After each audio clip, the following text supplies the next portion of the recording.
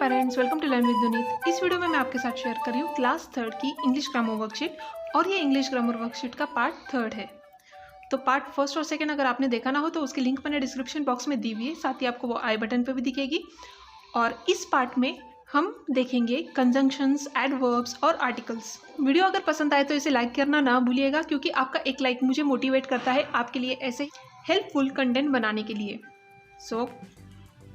साथ ही में चैनल को जरूर सब्सक्राइब कीजिएगा। फर्स्ट क्वेश्चन है, fill in the blanks with and, और, बट, सो, बिकॉज और इफ। तो ये सारे ही कंजंक्शन वर्ड्स हैं। तो शॉर्ट में हम देखेंगे what is mean by conjunctions. Conjunctions are the joining words such as and, और, but, because, so, if etcetera.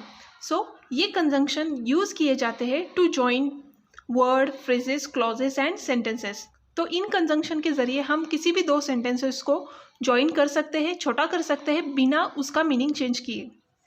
So third standard में बच्चों को एंड, और, बट, बिकॉज, सो और इफ इस तरीके से कंजंक्शन होते हैं, और यही लिस्ट फोर्थ स्टैंडर्ड में बढ़कर कुछ ये हो जाती है, जैसे as, for, since, although, yet. तो कहने का मतलब ये है कि थर्ड स्टैंडर्ड में अगर हम बच्चों की प्रैक्टिस अच्छे तरीके से ले तो आगे फोर्थ स्टैंडर्ड में बच्चों को काफ़ी आसानी हो जाती है। फर्स्ट क्वेश्चन अब हम देखेंगे, Ravi meet Jayesh dash Mahesh at the supermarket. So Ravi Jayesh और महेश को मिला है। जयेश और महेश दो अलग अलग पर्सन्स है।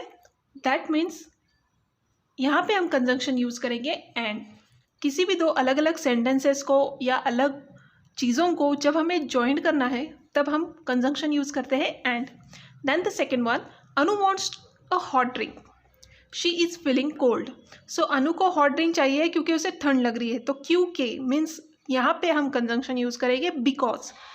और इस बिकॉज का रीज़न ये है कि यहाँ पे प्रॉब्लम और उसका रीज़न डिस्कस किया है। तो जब भी प्रॉब्लम और रीज़न होता है तब कंजंक्शन यूज होता है because. He is tired dash he is feeling cold.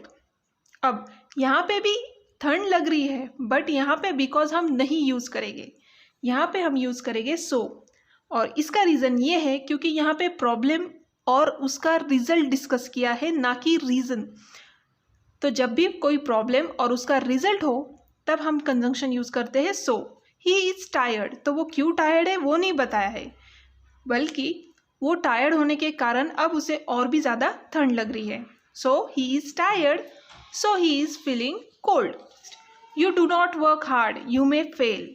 तो अब यहाँ पे डैश में आएगा if. If you do not work hard you may fail. अगर आपने हार्ड वर्क नहीं किया तो आप फेल हो जाओगे। Tina is reaching here on Friday dash Saturday. Tina आ रही है और वो फ्राइडे या सैटरडे तक पहुंचेगी। तो यहाँ पे फ्राइडे या सैटरडे, यहाँ पे कंजंक्शन यूज होगा और। आई like this dress dash it is blue. मुझे ये ड्रेस पसंद है पर ये ब्लू है। तो पर मीन्स हम यहाँ पे यूज़ करेंगे but. I like this dress but it is blue. Then next question, underline the suitable article a and और the given in each pair of brackets. So सबसे ईजिएस्ट वे जो बच्चे याद रखते हैं आर्टिकल के बारे में कि कॉन्सोनेंट से स्टार्ट होने वाले वर्ड्स को हम यूज़ करते हैं आर्टिकल ए, और वॉवल से स्टार्ट होने वाले वर्ड्स को हम यूज़ करते हैं एन। सो इन्हें ही ग्रामर में कहते हैं indefinite articles.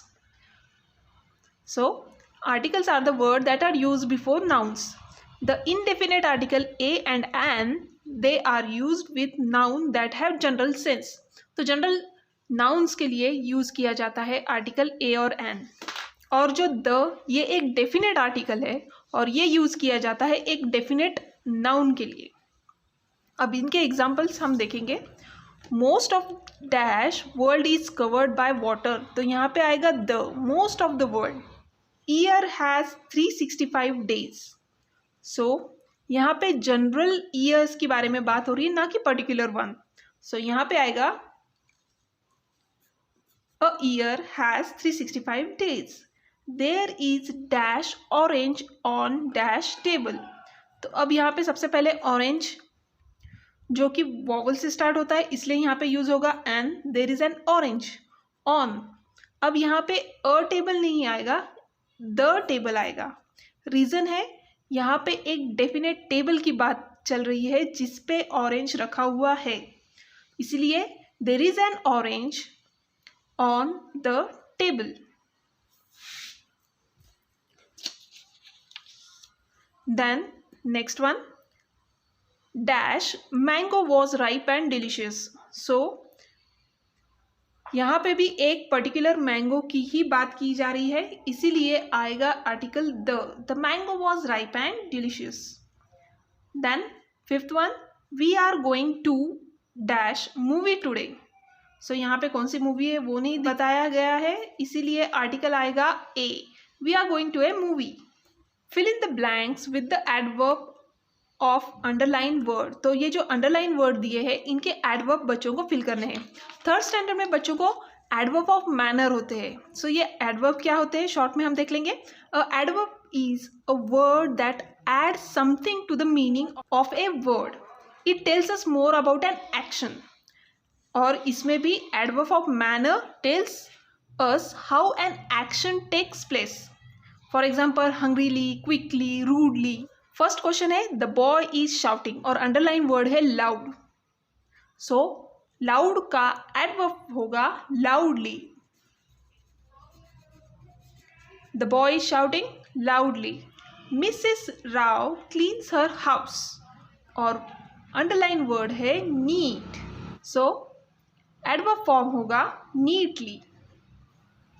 Then next, he does all his work careful. So यहाँ पे एडवर्ब फॉर्म होगा carefully, he does all his work carefully. The boy is hungry, he is eating, word है क्विक, एडवर्ब फॉर्म होगा quickly. The soldier fought the battle, brave bravely. So इस तरीके से बच्चों को ये एडवर्ब्स फिल करने हैं। तो ये थी practice worksheet. I hope in worksheet से आपको बच्चों की प्रैक्टिस लेने में ज़रूर हेल्प होगी। वीडियो कैसी लगी मुझे कमेंट करके ज़रूर बताइएगा और ऐसे ही और एजुकेशनल वीडियोज़ के लिए मेरे चैनल को सब्सक्राइब करना ना भूलिएगा। Thanks for watching the video.